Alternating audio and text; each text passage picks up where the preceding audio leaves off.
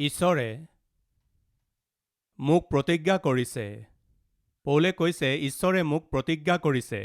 কি প্ৰতিজ্ঞা কৰিছে? মোক নাইবা তোমাক আৰু আমাৰ মাজত কাৰো ওপৰতেই কোনো ধৰণৰ বিপদ মই আহিবলৈ নিদিম। ঈশ্বৰে কথা দিছে। প্ৰিয় ভাই ভনীসকল, আমাৰ জীৱনলৈ ধুমুহাৰ দৰে সমস্যা আহিলে, আমাৰ জীৱনৰ চাৰিওফালে বিপৰীত পৰিস্থিতি আহিলে, তেতিয়া কি কৰিব লাগে একো বুজি পোৱা নাযায়। আপোনাৰ টোপনি নহা হয় আৰু আপুনি যি খায় সেয়া হজম নহয়। এনেকুৱা সময়ত আপুনি কি কৰিব লাগে? বাক্যৰ ওচৰলৈ চাপিব লাগে। পবিত্ৰ শাস্ত্ৰখন মেলি চাব লাগে। গোটেই পবিত্ৰ শাস্ত্ৰত প্ৰতিজ্ঞাবিলাক আছে। আত্মিক জীৱনত বহুতো ধুমুহা আহে। পৰিচৰ্যাতো বহুতো ধুমুহা আহে। মোৰ জীৱনতো বহুতো ধুমুহা আছে। এই ধুমুহাবোৰৰ মাজেৰে যেতিয়া মই অগ্ৰসৰ হওঁ, তেতিয়া মই শান্তি ক'ত পাওঁ জানেনে? ঈশ্বৰৰ বাক্যৰ পৰা আৰু প্ৰতিজ্ঞাৰ পৰা। আপোনাৰ যুদ্ধত, আপোনাৰ পৰিশ্ৰমত আপুনি ঈশ্বৰৰ উপস্থিতিলৈ গৈ ঈশ্বৰৰ বাক্য মেলি লৈ সেই বাক্যৰ দ্বাৰা ঈশ্বৰে কি ক'বলৈ গৈ আছে, কি প্ৰতিজ্ঞা কৰিছে, সেই কথা আপুনি জানিব পাৰিলে আপুনি ভয় কৰাৰ প্ৰয়োজন কোনোপধ্যেই নাই। আমি প্ৰায়েই ঈশ্বৰৰ উপস্থিতিলৈ নাযাওঁ, সেইকাৰণে বাক্য অধ্যয়ন নকৰোঁ, সেইকাৰণে প্ৰায়েই আমি ঈশ্বৰৰ বাক্য ধ্যান নকৰোঁ, সেইকাৰণে ঈশ্বৰে দিয়া কথাবোৰ কি, ঈশ্বৰৰ প্ৰতিজ্ঞাবোৰ কি আমি নজনাকৈ থাকোঁ। এজন সেৱক হিচাপে, এজন স্বামী হিচাপে, এজন পিতৃ হিচাপে, ৰখীয়া হিচাপে, প্ৰচাৰক হিচাপে মই নিজৰ জীৱনত যেতিয়া অগ্ৰসৰ হৈ আছিলোঁ, তেতিয়া শয়তানে লৈ অহা পৰীক্ষাই হওক বা যুদ্ধই হওক, সেই সকলোৰে সন্মুখীন হৈ আজি মই থিয় হৈ আছোঁ যদি সেয়া সতীশ কুমাৰৰ মহানতা কোনোপধ্যে নহয়। তেন্তে মহানতা ক'ত আছে? ঈশ্বৰে যি প্ৰতিজ্ঞা মোক দিছে তাতেই আছে মহানতা। মোৰ জীৱনত যি সমস্যা আহিলেও মই প্ৰথমতে ঈশ্বৰৰ ওচৰলৈ যাওঁ। তেওঁৰ আগত আঁঠুলৈ সোধোঁ, প্ৰভু মোক এটা কথা দিয়ক। প্ৰভু মোক এটা কথা দিলেই যথেষ্ট, তাৰ সহায়তে মই জিম। মোক এটা কথা দিলেই যথেষ্ট, তাকেই মই সাৱটি ধৰি এই সমস্যা, এই যুদ্ধৰ মই সন্মুখীন হ'ম, কিয়নো আপোনাৰ বাক্যই মোক জয়যুক্ত কৰে। আপোনাৰ বাক্যই মোক সাহস দিয়ে। আপোনাৰ বাক্যই পাহাৰৰ নিচিনা মোক সাহস দিয়ে। আৰম্ভণিৰ পৰাই কুকুৰ মই বৰ ভাল পাওঁ। আমাৰ ঘৰত কেইবাটাও কুকুৰ আছে। সেই কুকুৰবোৰৰ মাজত এটা সৰু কুকুৰো আছে।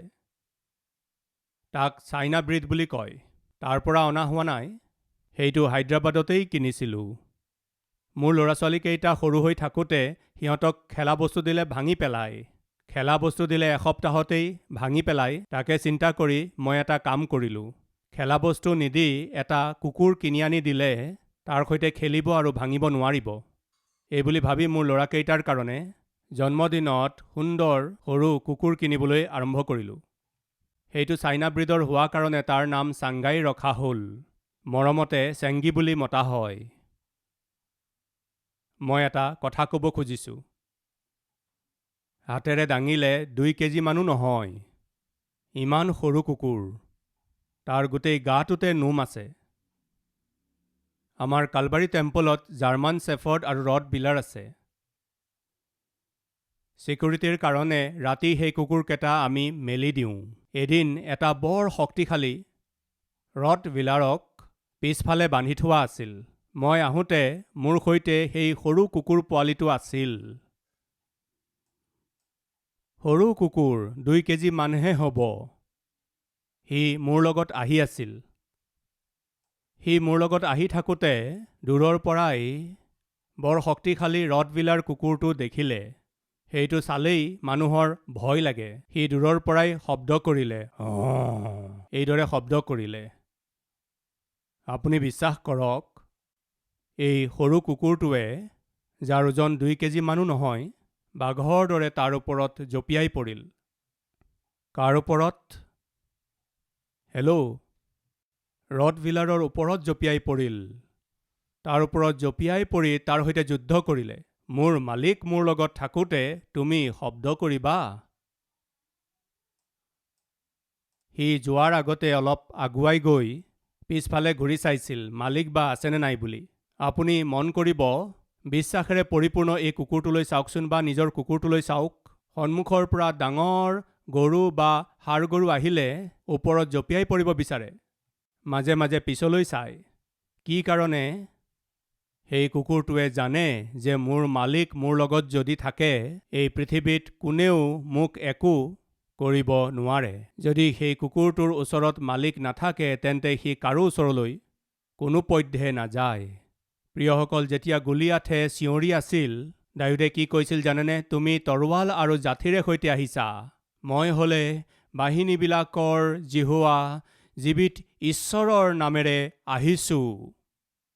দাউদৰ সাহস জিহুৱা আছিল। দাউদৰ সাহস ঈশ্বৰৰ বাক্য আছিল। আজি আপুনি কষ্ট দুখৰ মাজেৰে গৈ আছে নেকি? চকুলোৰ মাজেৰে গৈ আছে নেকি? লক্ষ্যত উপনীত হ'ব বিচাৰিছে, পাৰলৈ যাব বিচাৰিছে, তেন্তে ঈশ্বৰে আপোনাক কথা ক'বলৈ যুগুত আছে। কেনেকৈ কথা ক'ব ব্ৰাদাৰ? বাক্য অধ্যয়ন কৰক। কেনেকৈ কথা ক'ব ব্ৰাদাৰ? তেওঁৰ বাক্য ধ্যান কৰক। ঈশ্বৰৰ সুন্দৰ সুন্দৰ প্ৰতিজ্ঞাবোৰ একেটা অধ্যায়তে আপুনি যদি চাবলৈ বিচাৰিছে, গীতমালা ৩৬ নম্বৰটো এবাৰ আপুনি পঢ়ক। সেই ৩৬ নম্বৰ গীতত আপুনি ঈশ্বৰৰ সুন্দৰ সুন্দৰ প্ৰতিজ্ঞাবোৰ দেখিবলৈ পাব।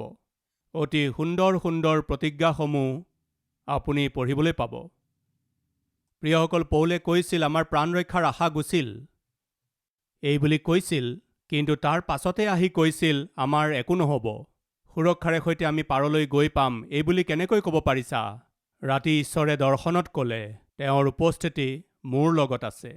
কেনেকৈ ক'ব পাৰিছা? ঈশ্বৰে মোক কথা দিছে, তোমালোকক পাৰলৈকে লৈ যাম। কেনেকৈ ক'ব পাৰিছা? মোৰ প্ৰতি ঈশ্বৰৰ এটা আঁচনি আছে। ঈশ্বৰে ক'লে, পৌল, তোমাৰ প্ৰতি মোৰ এটা আঁচনি আছে, তোমাৰ বাবে মোৰ এটা আঁচনি আছে। এই ধুমুহা বা এই বতাহে, এই ভয়ানক ধুমুহাই তোমাৰ একো কৰিব নোৱাৰিব। কিয় প্ৰভু? তোমাৰ বাবে মোৰ এটা আঁচনি আছে। সেই দায়িত্ব সিদ্ধ কৰাৰ দায়িত্ব মোৰ হাতত আছে কাৰণে তোমাৰ কাৰণে মোৰ এটা চিন্তা আছে, তোমাৰ প্ৰতি মোৰ এটা আঁচনি আছে, বিচাৰ আছে, উদ্দেশ্য আছে, এটা দৰ্শন আছে। সেই আঁচনি মই নিশ্চয় সিদ্ধ কৰিম, লাগিলে পৃথিৱী উলট-পালট হৈ যাওক। কিন্তু এই ঢৌ ধুমুহাবিলাক, এইবোৰে তোমাৰ একো কৰিব নোৱাৰিব।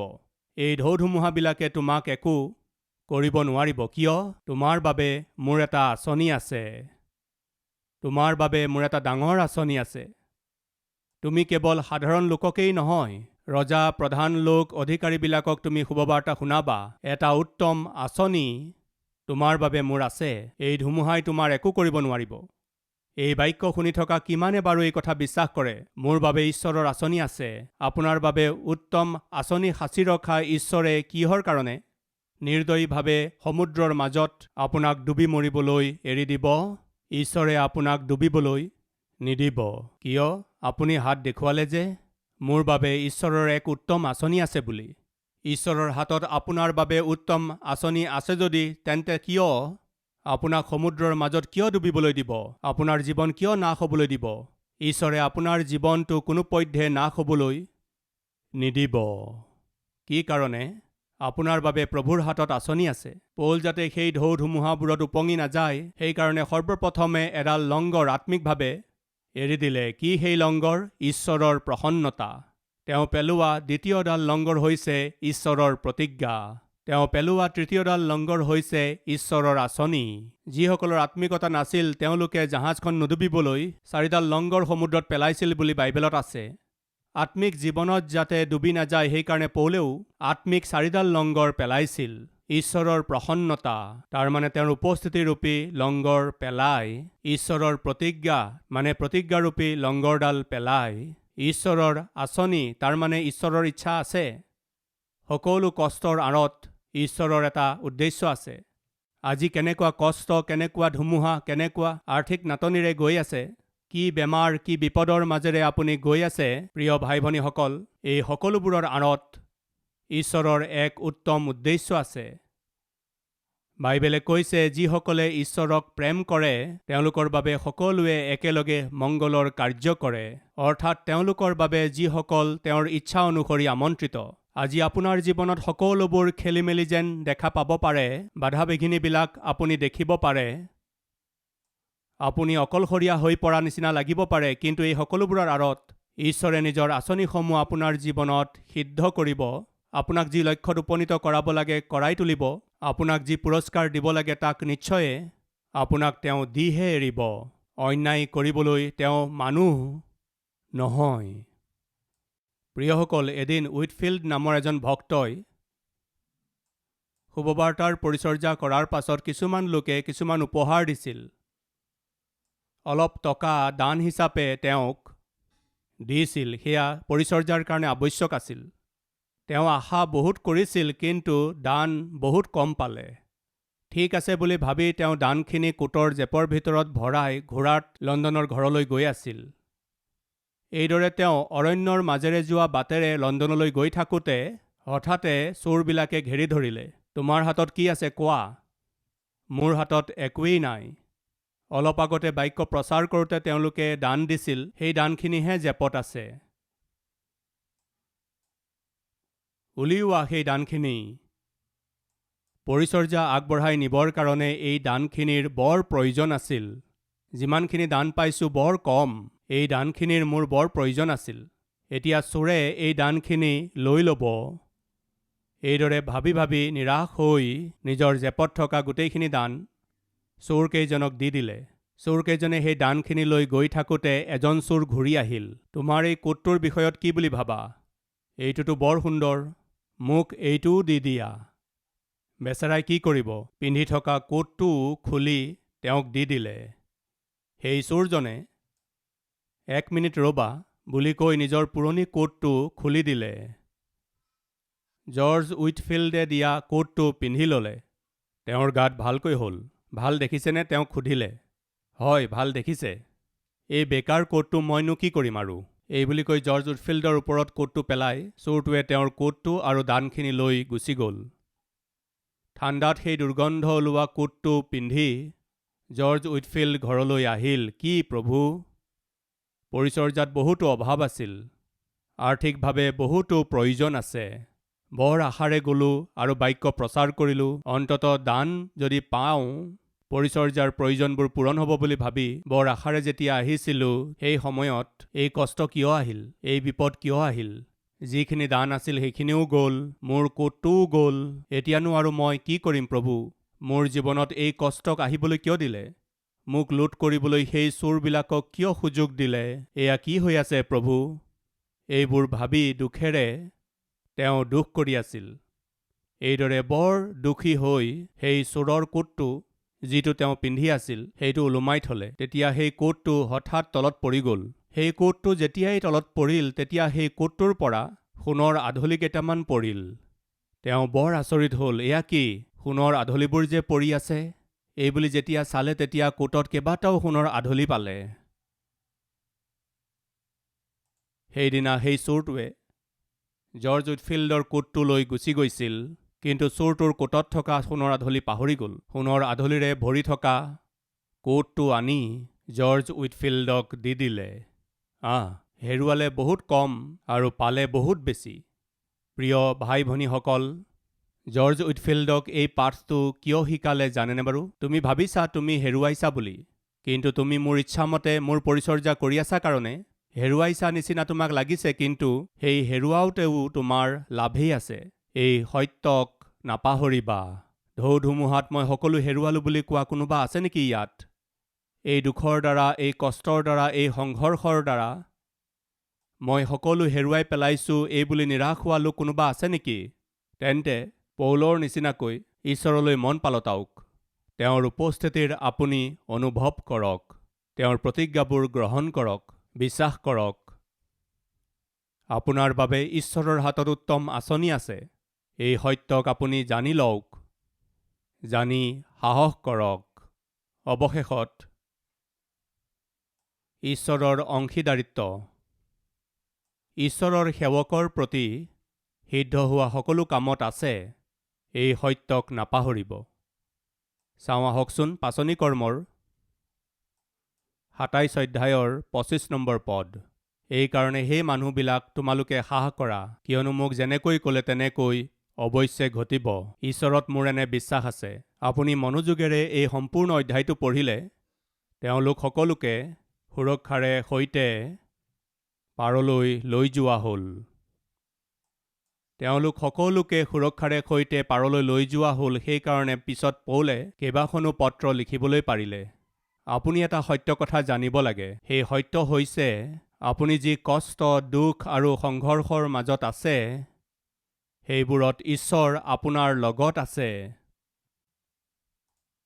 ঈশ্বৰৰ ইচ্ছাৰ অবিহনে আপোনাৰ জীৱনত একোৱেই নহ'ব।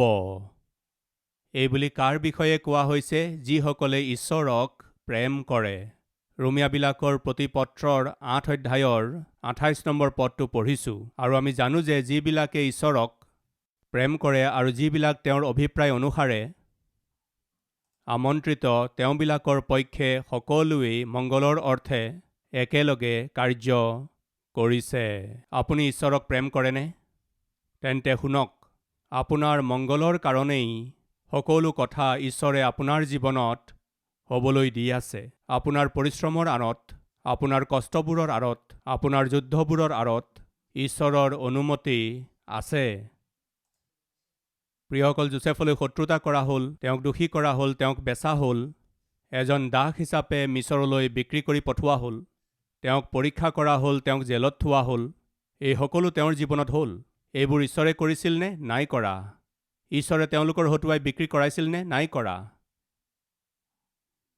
ঈশ্বৰেই তেওঁক দাস হিচাপে সেই ঘৰলৈ পঠাইছিল নেকি? নাই পঠোৱা। তেন্তে এইবোৰ কিয় হ'ল? এইদৰে হ'বলৈ ঈশ্বৰেহে অনুমতি দিছিল। কিয়নো ঈশ্বৰে আব্ৰাহামক কৈছিল, তোমাৰ বংশই আনৰ দেশলৈ গৈ তাত 400 বছৰ কাল দাস হিচাপে বসতি কৰিব। তাৰ পাছত তেওঁলোকক তোমাৰ আগত যি দেশৰ প্ৰতিজ্ঞা কৰিছিলোঁ সেই দেশলৈ লৈ যাম। আদিপুস্তক 15 অধ্যায়ত যেনেকৈ ঈশ্বৰে কৈছিল, তেনেকৈয়ে যাকোব পৰিয়ালে সৈতে মিছৰ দেশলৈ যাব লগা হ'ল। 400 বছৰতকৈও অধিক কাল তেওঁ তাত থাকিব লগা হ'ল।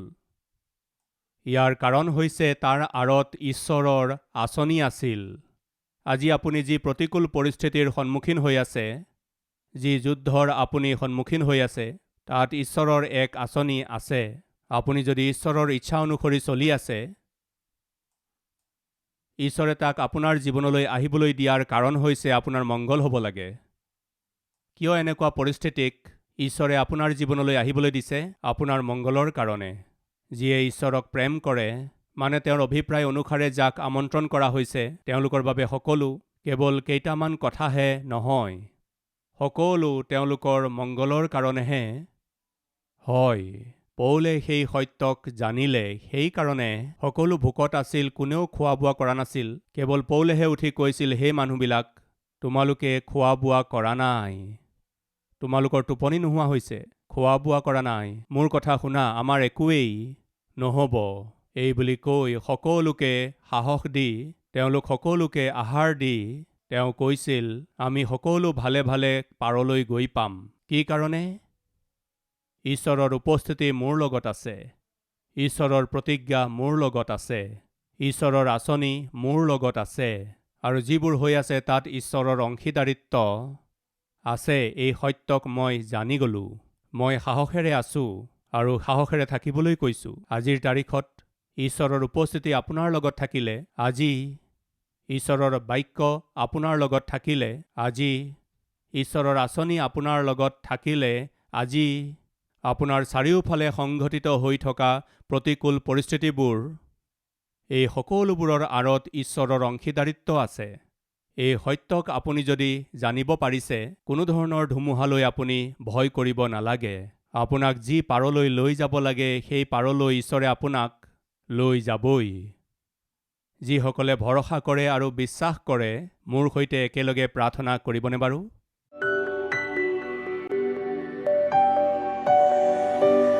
পবিত্ৰ পিতৃ ঈশ্বৰ, অতি স্পষ্ট আৰু পোনপটীয়াকৈ সকলোৰে মনৰ কথা বুজি পাই কথা কোৱা পবিত্ৰ ঈশ্বৰ আপুনিয়েই।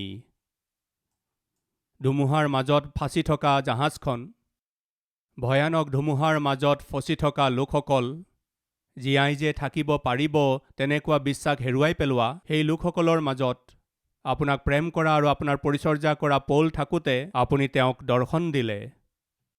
আপুনি নিজৰ আঁচনিৰ কথা ক'লে, নিজৰ উদ্দেশ্যবোৰ তেওঁৰ আগত ক'লে, প্ৰতিজ্ঞা কৰিলে। পৌলক ধৈৰ্য দিলে, নিৰাশা ভয়ৰ পৰা তেওঁক আপুনি মুক্ত কৰিলে। হয়তো আমি মৰি যাম এনেকুৱা ধাৰণা আপুনি দূৰ কৰিলে, আপোনাৰ ইচ্ছা পূৰ্ণ কৰিলে আৰু পাৰলৈকে লৈ গ'ল। পৌলক ৰজাসমূহৰ সন্মুখত আপুনি সাক্ষ্য হিচাপে থিয় কৰালে। আপুনি মহান পিতৃ, যিয়ে আপোনাক প্ৰেম কৰে, তেওঁৰ পক্ষে সকলোৱে মংগলৰ অৰ্থে কাৰ্য কৰে। এয়া সত্য। এই বাস্তৱিকতা আৰু সত্যক জানি আমাৰ ভাই ভনী সকলোৱে পিতৃ, নিৰাশাৰ পৰা, ভয়ৰ পৰা, দুখৰ পৰা ওলাই আজিয়েই মুক্তি পাই আপোনাৰ সাক্ষ্য হৈ জীয়াই থকাৰ সৌভাগ্য দিয়ক।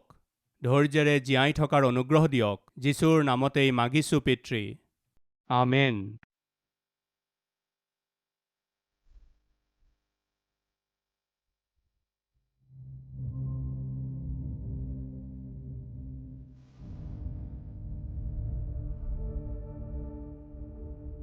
हमारा address Calvary, post box number 30, Kukatpally, Hyderabad 72।